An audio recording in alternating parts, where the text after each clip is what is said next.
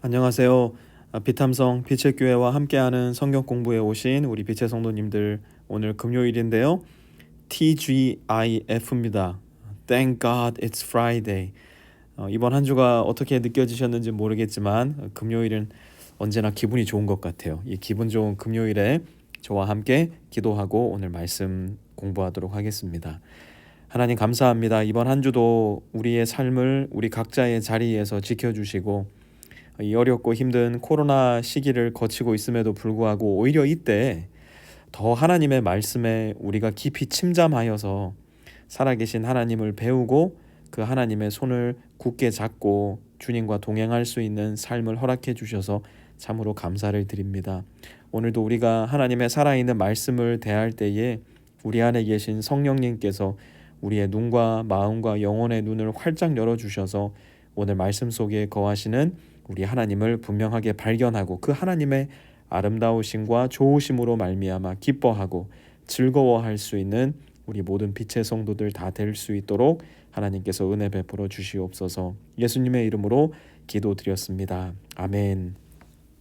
오늘은 마가복음 4장을 마무리하는 날인데요. 35절에서 41절까지 말씀 우리 함께 공부해 보도록 하겠습니다. 35절 말씀 먼저 볼까요? 그날 저녁이 되었을 때에, 이날 저녁은 어떤 날 저녁일까요? 우리가 4절에서 계속 공부해 왔던 예수님께서 여러 가지 비유를 베푸셔서 가르쳐 주셨던 씨 뿌리는 비유를 말씀하셨고요. 등불 비유를 말씀하셨고요. 겨자씨 비유도 말씀하셔서 여러 가지로 하나님의 나라에 대한 예수님의 말씀을 설명을 해주신 날이었어요. 그날 저녁이 되었을 때 예수께서 제자들에게 말씀하셨다. 바다 저쪽으로 건너가자라고 예수님께서 말씀하셨어요. 이 바다는 어떤 바다이고 도대체 어디서 어디로 건너가자고 했을까? 이스라엘 지도를 보면요, 이렇게 동그랗게 생긴 갈릴리 바다가 있고요.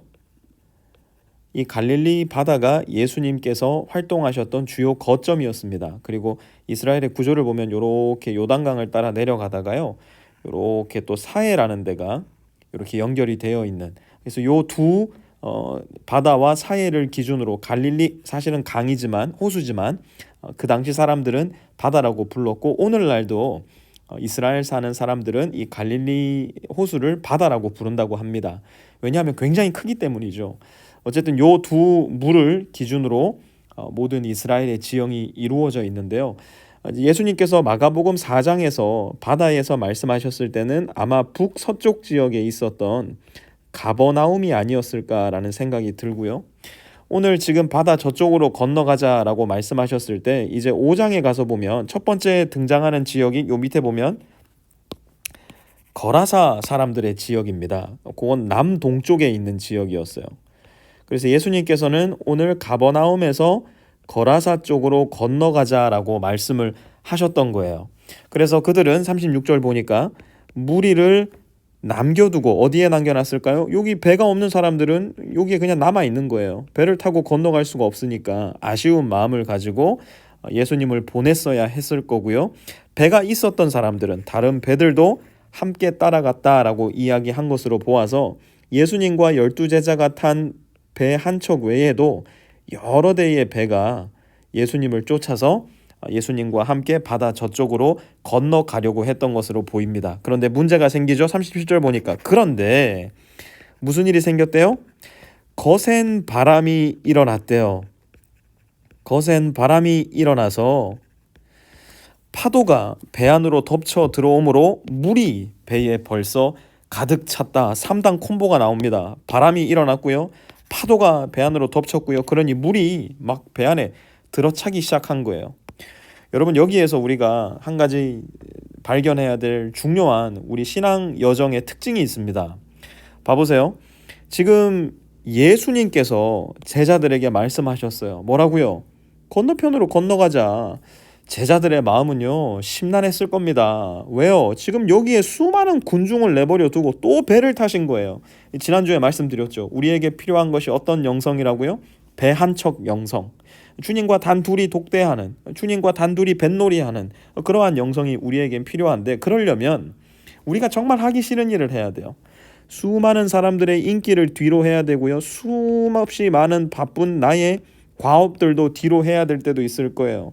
이 과업들에는 사람들을 만나서 나의 명성을 더 드높이는 일이 될 수도 있을 거고요. 돈을 많이 벌 수 있는 기회가 될 수도 있을 거고요. 권력을 많이 잡을 수 있는 기회도 될 수 있을 거예요. 근데 예수님은 자꾸 나와 함께 배 타자고 말씀하시는 거예요. 이 모든 인기와 권력과 재력의 기회를 내버려 두고 주님 자꾸 배를 타시죠. 그러니까 지금 제자들 마음 가운데는 불만이 가득했을 거라고요. 아니 지금 물 들어올 때 노저어야 되는데 주님은 이 노젓는 기회를 내버려 두고 진짜 노저어서 저 바다 건너편 사람도 없는, 그 다음 장에서 살펴보게 되겠지만 거라사 지역은 괜히 좀 불길한 지역이었거든요.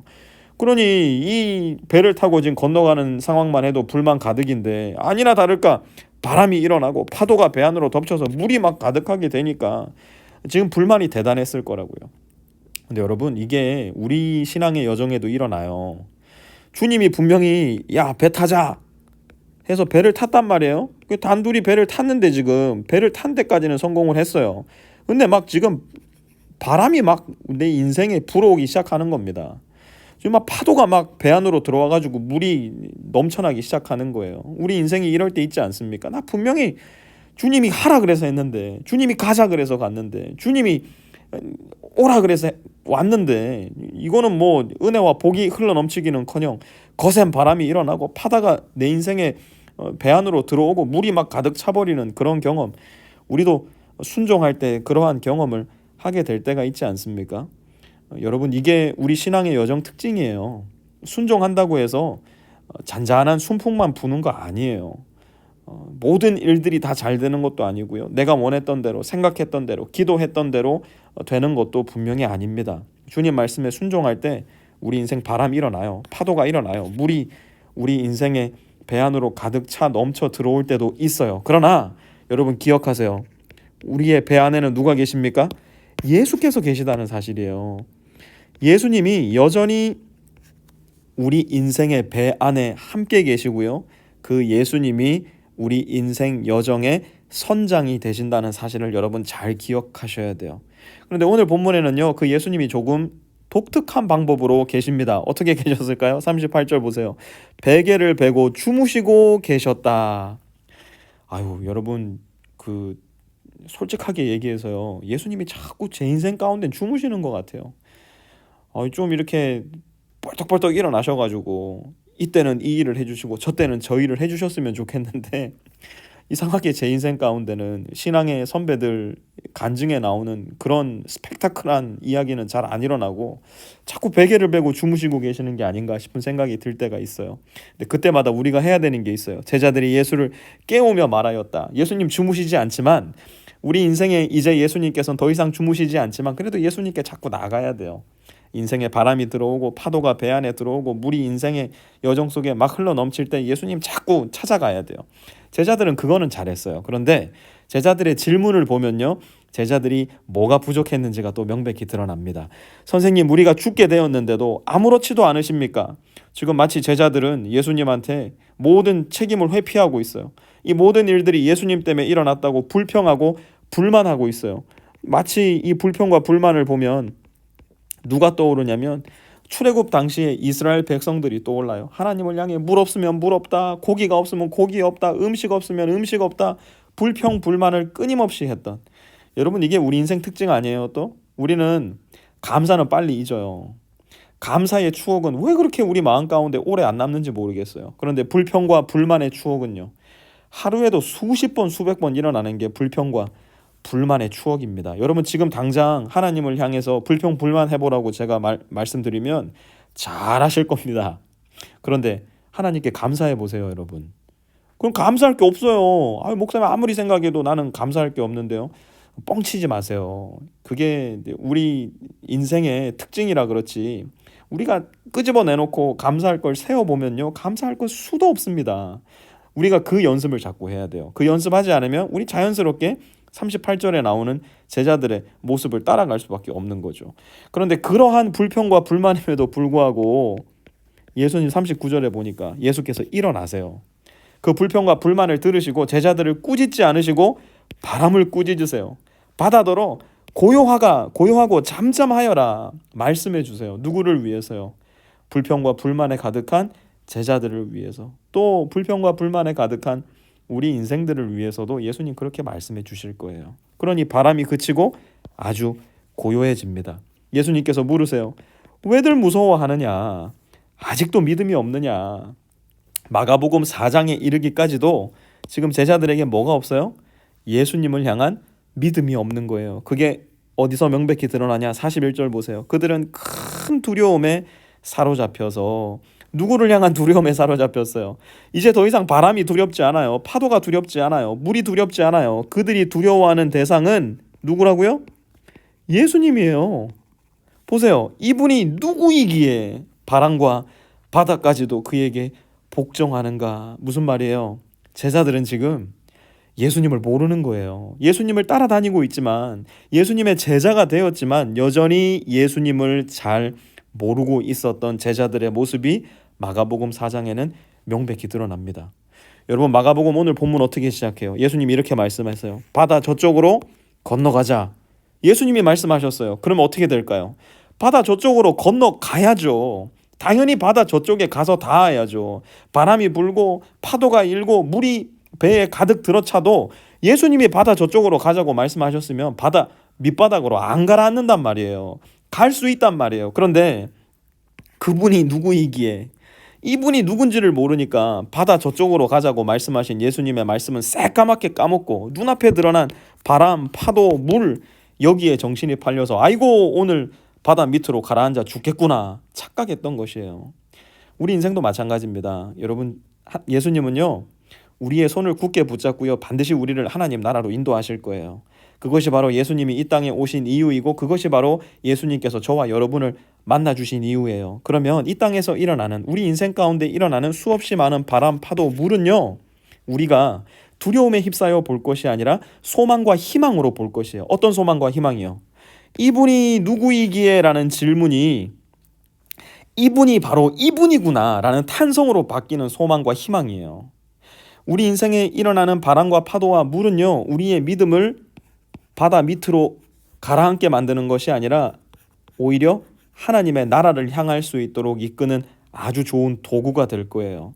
바람과 파도와 물을 만날 때마다 예수님을 찾아가서 불평과 불만이 아닌 감사와 찬양으로 예수님께 부탁하고 기도할 때, 예수님께서는 우리 인생을 반드시 하나님의 나라로 신실하게 이끄실 것이고, 그때 우리의 마음속에는 이분이 누구인가라는 질문에서 이분이구나, 그분이구나, 예수님이 바로 나의 하나님이시구나 라는 탄성으로 바뀔 수 있게 되는 거예요. 그러니 여러분, 우리 코로나라는 바람, 파도, 물 너무 두려워하지 맙시다. 불평불만하지 맙시다. 오히려 이 코로나라는 바람과 파도와 물을 만나서 하나님이 누구신지 제가 더 잘 알게 되고 있습니다. 제가 이렇게 홀로 있는 시간을 통해 말씀을 묵상하고 말씀 가운데 하나님을 만나게 되므로 더욱더 하나님의 나라를 소망하며 그곳을 향해 주님과 함께 전진해 나가고 있습니다. 아하! 예수님이 바로 하나님이시군요. 고백할 수 있게 되었습니다. 라는 감사의 고백이 우리 마음 가운데 넘칠 수 있었으면 좋겠어요. 왜요? 주님이 바다 저쪽으로 가자 하셨으면 바다 저쪽으로 가는 겁니다.